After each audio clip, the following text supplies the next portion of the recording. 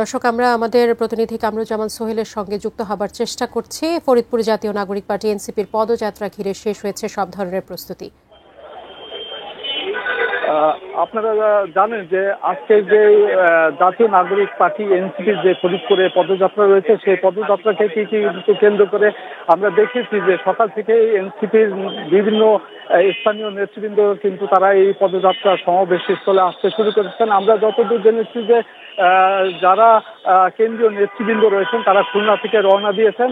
আমরা স্থানীয় নেতাদের সাথে কথা বলে যেমনটি জানতে পেরেছি, তারা বলেছেন যে 11:30 থেকে 12টার মধ্যে তারা ফরিদপুরে আসবেন এবং ফরিদপুরে আসার পর থেকেই কিন্তু তাদের এই পদযাত্রা শুরু হবে। আমরা জানতে পেরেছি যে ফরিদপুর সার্কিট হাউসের সামনে থেকে এই পদযাত্রাটি শুরু হবে এবং শহরের বিভিন্ন সড়ক প্রদক্ষিণ করে সেটি জনতা ব্যাংকের মোড়ে এসে শেষ হবে। তো জনতা ব্যাংকের মোড়ে সেই পথসভাটি অনুষ্ঠিত হবে। সেই পথসভায় জাতীয় নাগরিক পার্টি নেতৃবৃন্দ যারা রয়েছেন কেন্দ্রীয়, তারা বক্তব্য রাখবেন এমনকি আমরা জানতে পেরেছি।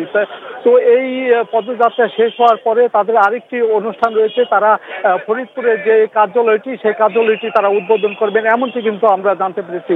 তো আমরা আরেকটি বিষয় জানিয়ে রাখি যে গতকাল গোপালগঞ্জের যে অনাকাঙ্ক্ষিত ঘটনা ঘটেছে, সেই ঘটনার পরিপ্রেক্ষিতে কিন্তু পুলিশ প্রশাসনের পক্ষ থেকে ব্যাপক নিরাপত্তা প্রস্তুতি গ্রহণ করা হয়েছে। আমরা দেখেছি যে শহরের বিভিন্ন গুরুত্বপূর্ণ স্থানগুলোতে কিন্তু পুলিশ মোতায়েন রয়েছে। তো আমরা আরেকটি বিষয় আপনাদের জানিয়ে রাখি যে এই এনসিপির আজকের এই পদযাত্রাকে সামনে রেখে কিন্তু ফরিদপুরের বিভিন্ন এলাকা থেকে কিন্তু তাদের দলীয় নেতাকর্মীরা বিভিন্ন স্থানে এসে জড়ো হয়েছেন। তো এই ছিল আমার কাছে ফরিদপুর থেকে এনসিপির পদযাত্রার সর্বশেষ খবর।